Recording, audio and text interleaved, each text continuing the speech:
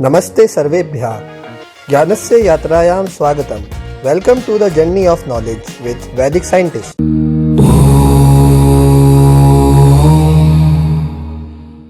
आज हम हमारी एक्सरसाइज 2.5 कंप्लीट करेंगे। इसमें बस 3 क्वेश्चन है और तीनों एक दूसरे से रिलेट करते हैं, एक जैसे ही है। क्वेश्चनों के साइज़ पे मत जाइएगा, बड़े बड़े साइज़ के क्वेश्चन है पर बहुत जल्दी सॉल्व होंगे और बहुत आसान है। तो पहला क्वेश्चन से स्टार्ट करते हैं। A learning platform charges a fixed monthly fee and an additional cost per digital learning module accessed. A student observe that when she accessed 10 modules her bill was itna and she accessed 14 modules her bill was itna. If the monthly bill y depend on the number of module accessed x according to the relation ये find the value of n भी। देखो बहुत आसान question है। एक learning platform है, जैसे online learning platforms होते हैं जो आपको कोर्सेज के लिए चार्ज करते हैं, वैसे ही कोई लर्निंग प्लेटफॉर्म है जिसके चार्ज फिक्स्ड है मंथली। मतलब एक मंथली फिक्स्ड अपनी मतलब ऐप के लिए या फिर जो भी वेबसाइट एक्सेस करने के लिए एक मंथली फीस फिक्स्ड लेते हैं। ठीक है, फिर आप उसमें जो भी मॉड्यूल एक्सेस करते हैं तो उसके लिए वो पर डिजिटल मॉड्यूल के लिए वो एडिशनल कॉस्ट लेते हैं। जैसे कि मान लीजिए कि कोई एक XYZ कंपनी है, मान लेते हैं, किसी का नाम नहीं लेते, XYZ कंपनी है जो आपको किसी डिग्री का कोर्स प्रोवाइड करती है, या फिर किसी AI का मान लेते हैं, AI का कोर्स प्रोवाइड करती है। तो AI का कोर्स प्रोवाइड करने वाली इस कंपनी में अगर आपको इनकी वेबसाइट एक्सेस करनी है तो आपको वेबसाइट के लिए एक पैसा देना पड़ेगा, मान लीजिए 100 रुपये देना पड़ेगा। ठीक है, आपको इसमें 100 रुपये देना पड़ेगा। अब जैसे ही आप इनकी वेबसाइट पे जाते हैं तो आप वहाँ पर बहुत सारे मॉड्यूल देखते हैं, जैसे कि LLM का लार्ज लर्निंग मॉड्यूल AI के अंदर आता है, AI के बारे में, हिस्ट्री के बारे में AI की, और चैट GPT के बारे में, जैसे भी जो जो AI आए हैं AI मॉडल्स के बारे में, ऐसे आपको अलग अलग मॉड्यूल्स मिलती है उसमें। तो हर मॉड्यूल की प्राइस होगी। जैसे मान लीजिए LLM इम्पॉर्टेंट टॉपिक है तो उसकी मान लेते हैं 250 होगी, हिस्ट्री है वो नॉर्मल है तो 100 रुपये की। तो अलग अलग मॉड्यूल की अलग अलग कॉस्ट होगी, पर इसमें जो हमारी मॉड्यूल्स है उसकी सेम ही कॉस्ट है। तो हम इसके एग्जांपल के हिसाब से चलते हैं कि सबके मान लेते हैं 250 होगी। तो इस हिसाब से आपका बिल बनेगा ना। देखो 100 रुपये तो एक बार देने हैं, तो 100 रुपये तो बार बार हमारे कोई कॉस्ट में ऐड नहीं होगा, तो 100 रुपये तो हमारा फिक्स रहेगा। पर 250 रुपये हमें हर मॉड्यूल के देने, जितनी मैं मॉड्यूल एक्सेस करूँगा। मान लेते हैं एक करूँगा तो मेरा बिल क्या हो जाएगा, 100 + 250। अगर दो करूँगा तो क्या हो जाएगा, 100 + 250 + 250। मतलब ये 100 वाले तो चीज़ इफेक्ट नहीं होगी, ये 250 ही बस बार बार ऐड होगा। तो मान लेते हैं मैंने एक्स मॉड्यूल एक्सेस किए होंगे, तो मेरा जो इनिशियल 100 रुपये है उसमें मेरे कितने 250 ऐड हो जाएंगे, एक्स 250 ऐड हो जाएंगे। तो ऐसा सा कुछ रिलेशन हम बनाएंगे। तो ये तो एक एग्जांपल लिया था। अब जो हमारे क्वेश्चन में दिया है अकॉर्डिंग टू क्वेश्चन हम उसको सॉल्व करते हैं। अब क्वेश्चन के हिसाब से एक लड़की है जिसने 10 मॉड्यूल एक्सेस किए तो उसका बिल 400 रुपये बना। ये रुपीज़ का साइन आया है नहीं प्रिंटिंग में, कोई बात नहीं। तो 10 मॉड्यूल पे उसके 400 रुपये बनते हैं। तो एक तो वो फिक्स प्राइस दे रही है कुछ, ठीक है, एक तो वो फिक्स प्राइस दे रही है, फिक्स प्राइस, और दूसरा वो मॉड्यूल का प्राइस दे रही है, मॉड्यूल का प्राइस। तो इसमें उन्होंने ए और बी करके यूज़ करने को बोला है, तो हम फिक्स्ड प्राइस मान लेते हैं बी और मॉड्यूल का प्राइस मान लेते हैं ए। क्यों ऐसा बोल रहा हूँ मैं, क्योंकि एक्स के साथ ए है और बी, और अभी हमने देखा कि मॉड्यूल प्राइस एक्स के साथ आएगा क्योंकि हम वो उतने टाइम्स मॉड्यूल्स यूज़ करेंगे तो उतना प्राइस बढ़ता जाएगा। तो उसको कितना पे करना पड़ेगा, एक तो फिक्स्ड प्राइस रहेगा बी और उसमें उसको हर मॉड्यूल के लिए ए रुपये पे करना पड़ेगा। तो मान लेते हैं उसने कितने मॉड्यूल एक्सेस किए, मॉड्यूल उसने एक्स मॉड्यूल एक्सेस किए, तो उसको कितना पेमेंट करना पड़ेगा, एक्स रुपये। तो ये उसका टोटल पेमेंट हो जाएगा।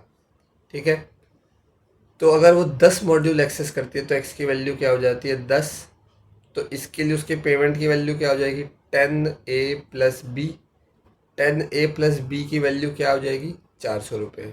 ठीक है, आपको इतना समझ आ गया होगा कि अगर 10 मॉड्यूल एक्सेस करती है तो 10A + B तो हमारे अलजेब्रा में आता है, पर हमारे को उसने बता दिया उसने कितनी पेमेंट की है, 400 रुपये। ठीक है, अगर वो 14 मॉड्यूल एक्सेस करती है, अगर एक्स की वैल्यू 14 हो गई तो क्या आएगी हमारे लीनियर एक्सप्रेशन, 14A + B, और इसकी वैल्यू कितना बता रहे हैं हमारे को, 500 रुपये बता रहे हैं। ठीक है, 500 रुपये बता रहे हैं।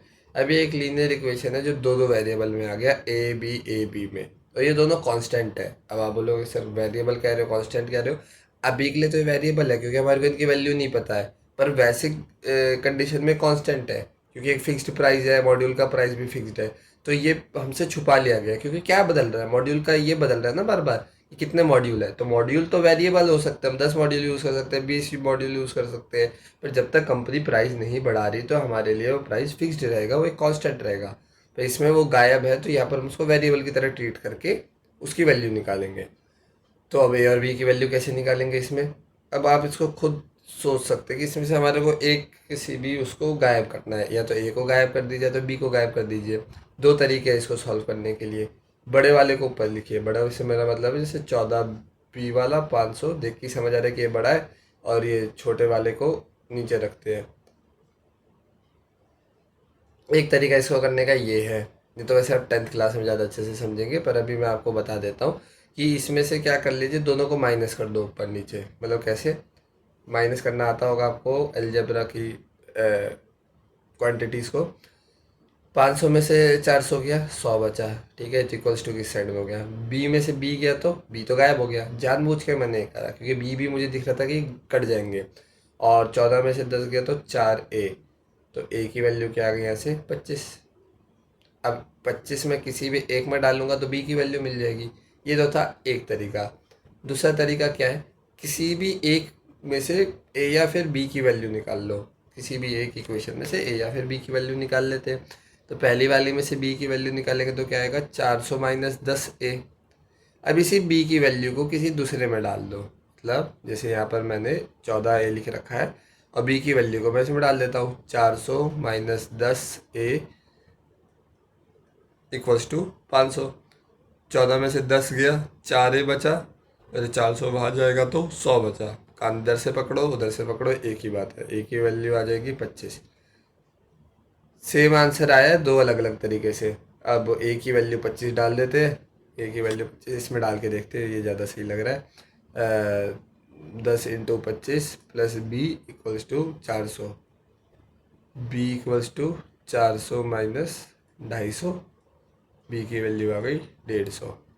ठीक है, समझ आ गया हमारे को कि हमारे को उसकी फिक्स्ड प्राइस देनी है 150 रुपये। 150 रुपये जो कंपनी ने डिसाइड कर रखा है कि अगर आपको हमारी ऐप या फिर वेबसाइट एक्सेस करनी है तो 150 तो आपको देने पड़ेंगे। पर अगर आप फिर उसमें कोई भी टॉपिक की मॉड्यूल देखना चाहते हैं तो उसके आपको 25-25 रुपये एक्स्ट्रा देने पड़ेंगे।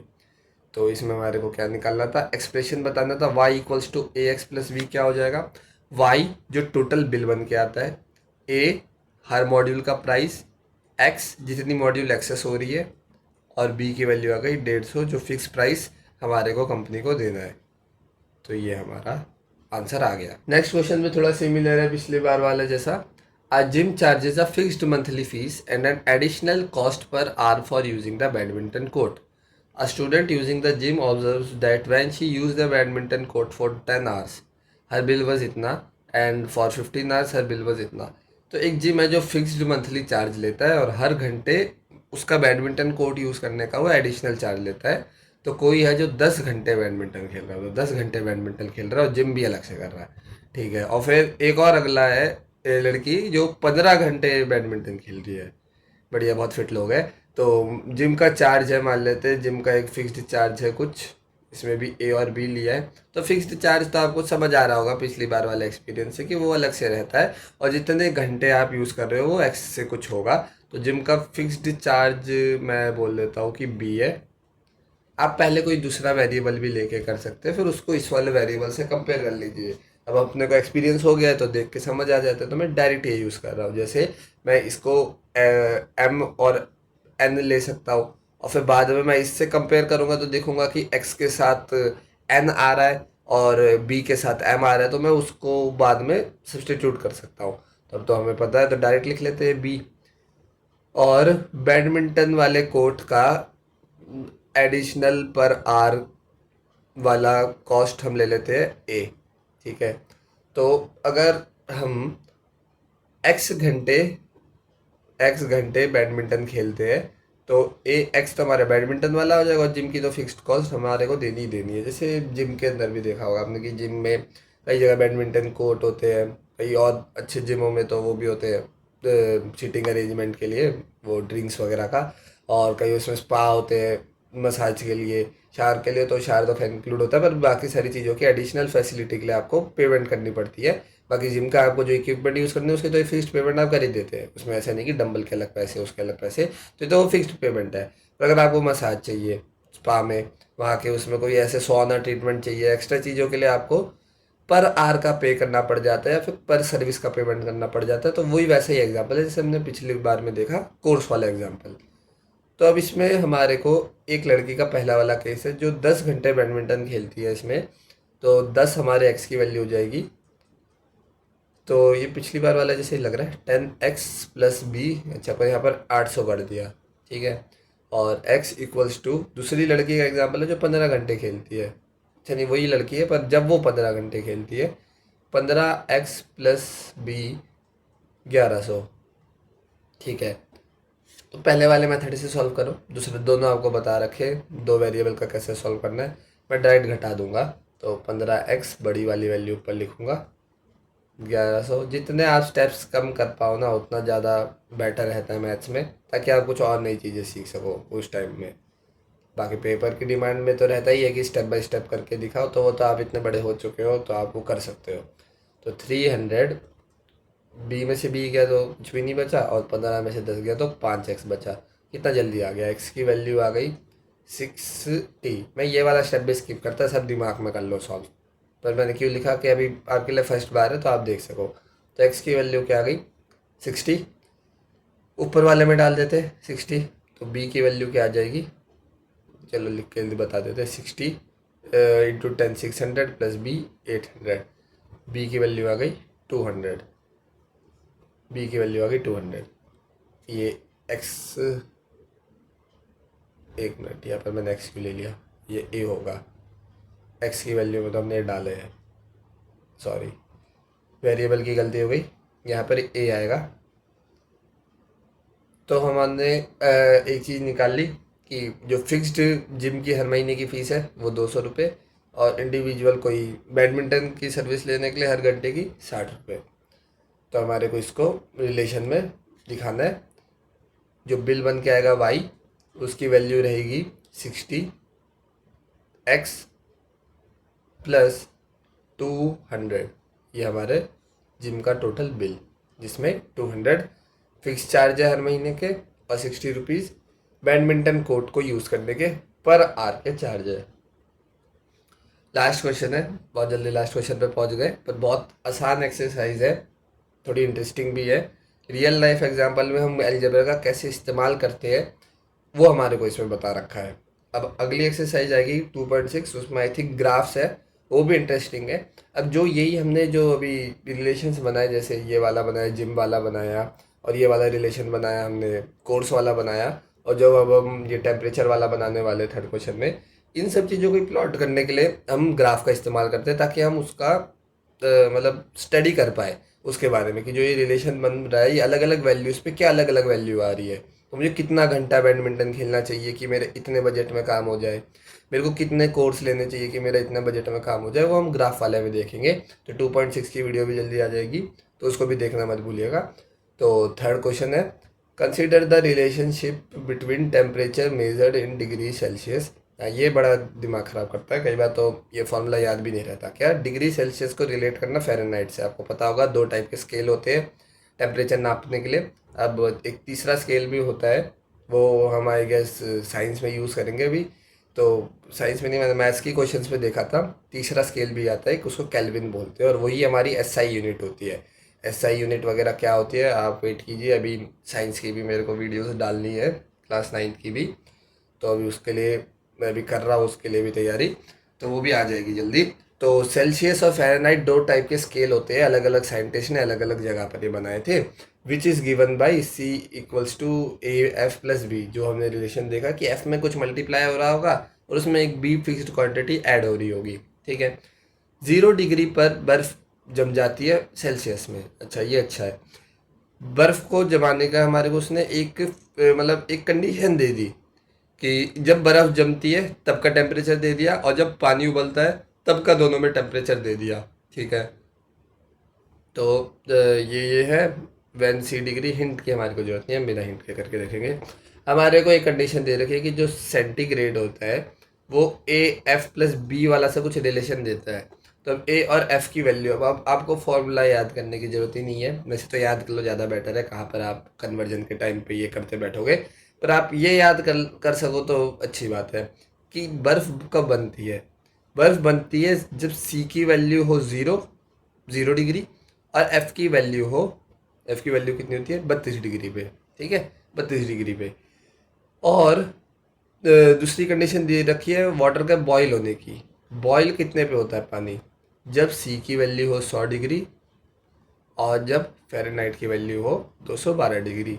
तो ये दोनों दो कंडीशन हमारे को दे रखी है।